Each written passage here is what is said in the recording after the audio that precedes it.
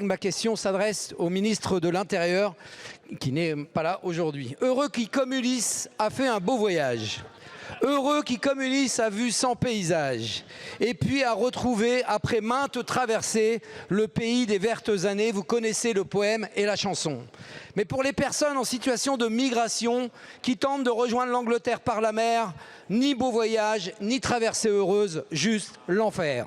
Un enfer qui commence depuis le pays d'origine, se poursuit dans la Manche, où parfois il s'arrête. Rien qu'en 2023, on décompte 27 morts noyés. Un enfer que nous raconte le collectif de journalistes d'investigation Lighthouse Reports dans une enquête parue ce week-end dans les quotidiens Le Monde, The Guardian et Die Welt, et qui nous rappelle à quel point l'investigation des journalistes et leur liberté sont fondamentales. On y apprend des techniques inhumaines opérées par les forces de police et de gendarmerie françaises en dehors de tout cadre juridique pour empêcher les traversées, quitte à mettre en danger la vie d'autrui, perçage de la coque des bateaux, lancement de filets pour paralyser l'hélice, manœuvres pour faire chavirer les embarcations. Les témoignages sont édifiants. 4 saisines du défenseur des droits portant sur des interceptions en mer en 2022 et 2023 sont en cours d'investigation.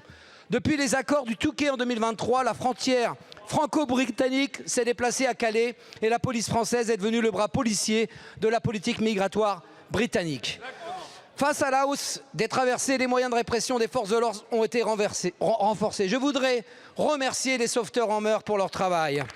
Et avant, monsieur le ministre, avant que vous me répondiez que nous n'aurions aucune compassion pour les forces de l'ordre, je veux remercier celles et ceux qui le font dans le cadre de l'état de droit. Alors j'ai 2 questions, monsieur le ministre. Allez-vous renforcer les moyens des sauveteurs en mer? Et êtes-vous prêt à faire toute la lumière sur les cas de violence de forces de l'ordre contre les embarcations de personnes en situation d'exil? Merci beaucoup.